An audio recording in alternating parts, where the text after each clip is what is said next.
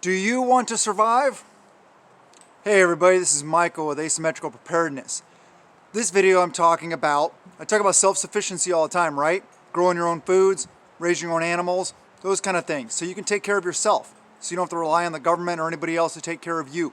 I get it, we can't be 100%, but the better we are, or the more we can do, the better off we'll be. So, I have a really good plant and forget crop. What are they? I've talked about them before. These are Jerusalem artichokes, aka sunchokes, also known as. No, they're not from Jerusalem or the Middle East, and they're not artichokes. As you can see, they're tubers like potatoes. They're native to North America. Anyway, here, let me show you. So I got a big old bag here. This is what I'm going to be planting. So let me talk to you about some cool things about these. I know I've talked about them before, but I think this is one of those crops that is like pretty close to the perfect prepper crop. One negative, I have heard on some, done a lot of research, a lot of different websites, stuff like that, done a lot of research about them. I grew them last year.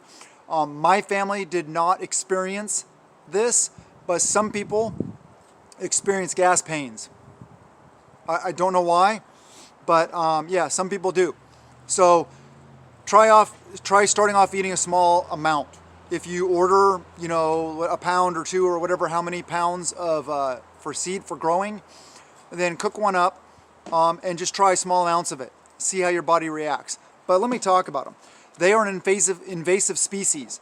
If you let them go unchecked, they will take over an area, which is awesome, right? I mean, some people are like, oh, that's not good.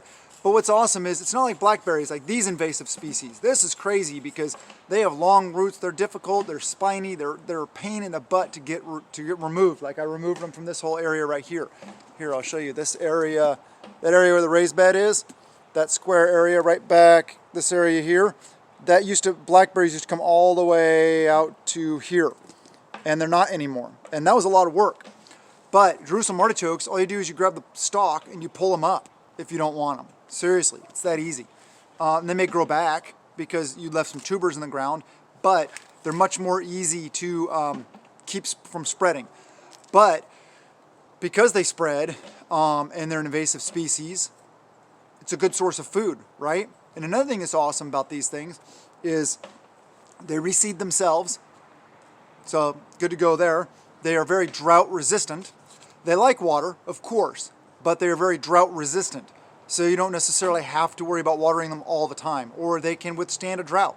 Make sure they get water, sun, those kind of things. But they can grow up to 15 foot tall. And this flower looks kind of like a sunflower. So it's another thing that's, if you're worried about OPSEC, it doesn't look like you're growing food. It doesn't look like that at all. Nobody would even know. They're like, what? It just looks like some really tall sunflowers, something like that. Mine only grew about 5-6 foot last year. And they say that each plant can produce between 75 and 200 pounds of tubers. I wish. Mine didn't produce anything like that, maybe a couple pounds, but I was doing it in a bucket. It's a 5-gallon bucket, and it was my first year, and maybe if you left them in the ground, let them kind of percolate for a couple of years, maybe you get better return. I don't know. But let's talk about them some more. Yeah, each plant, like I said, can produce that much. OPSEC is real good because it just looks like a weed, a really tall weed.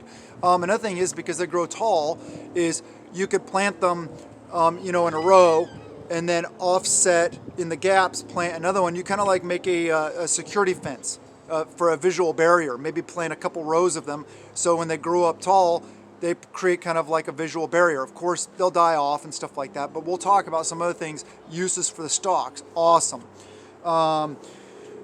Yeah, oh, and they also smother out other weeds and other stuff, so that's a really good thing. So like, I'm gonna plant some in an area where there's like grass and other stuff just growing wild. It's not lawn grass, it's just wild grass and stuff in my lower field, and I'm just gonna let them go, and they'll just probably take over an area because I don't really care. They can take over the whole field if I don't really mind that.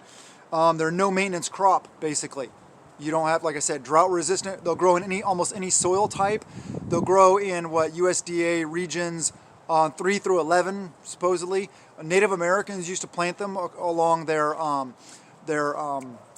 movement routes, their hunting routes, their trade routes. all those kind of things, so that they knew they would always have food along the way. It's really awesome. So they're also very resistant to pests. There aren't very many pests that bother them. So as you can see, I'm building the case for, like, this is one of those almost perfect crops.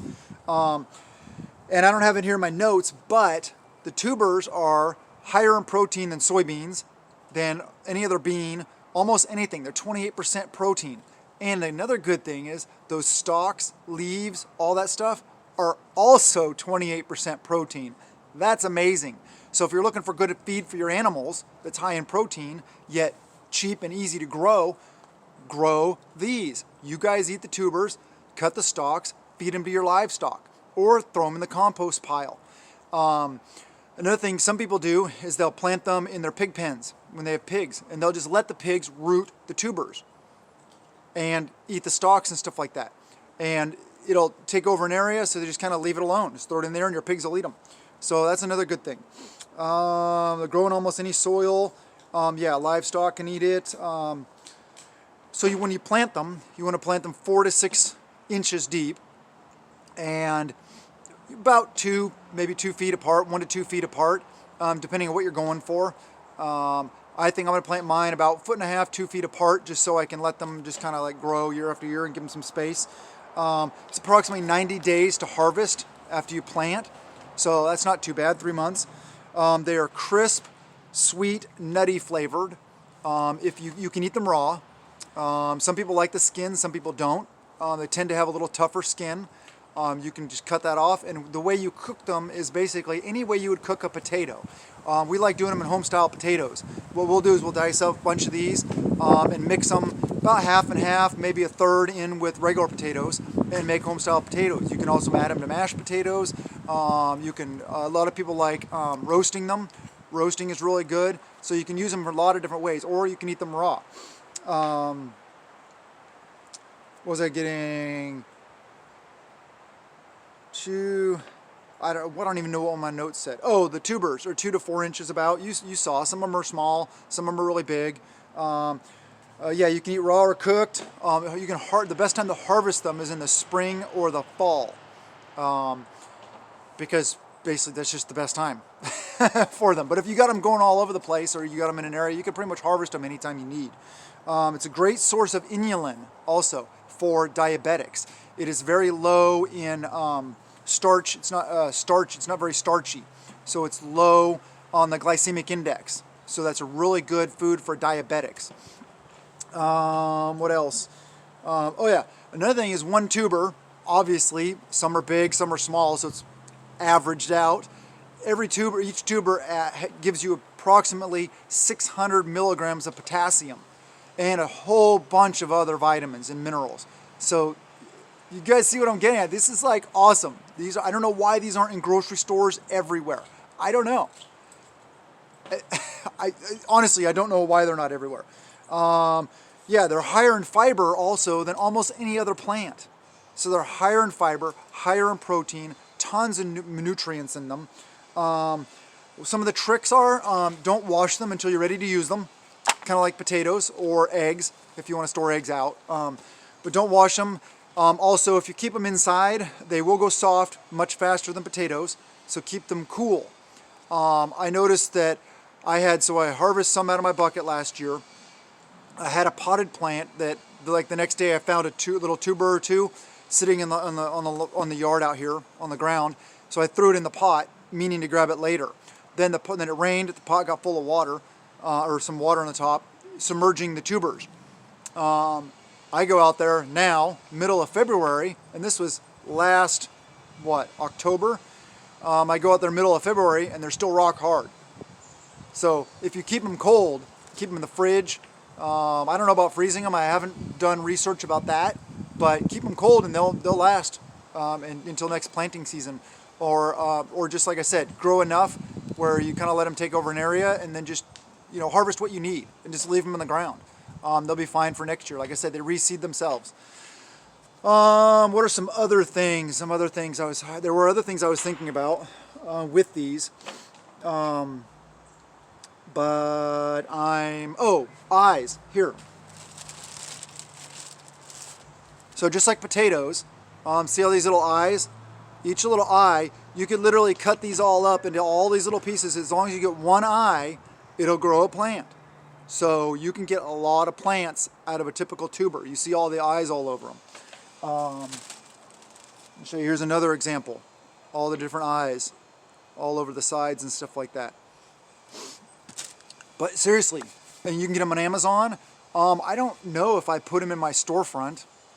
Link is in the description. But if you want to support the channel, you can go to my storefront and then just look up Jerusalem artichokes and order them, and I'll still get credit because of the cookies and stuff like that. Yum, cookies. I love sugar cookies. I know that was random. But yeah, so get some Jerusalem artichokes. Try them. See how your body reacts. If you like them, go for it. I just think it's an awesome source of food, and lots of food, and we need to be growing lots of food. We need to be as self-sufficient as possible. Food shortages possibly coming, seed shortages, stuff like that. So let's do the things. And another shout out and gratitude for all those people in Texas and across the country. Oklahoma, I've heard it's really cold now, as well as other areas. Our prayers are with you. I hope you are prepared so you can get through this tough time. Yeah, I know it's not unprecedented, but it's very rare. But yes, just know that we are praying for you, and a lot of other people out there are praying for you. We care about you and we love you. And I just want you guys to be prepared. I want you to be ready, and I want you to be able to feed your families. Love you guys, and blessings to you and yours.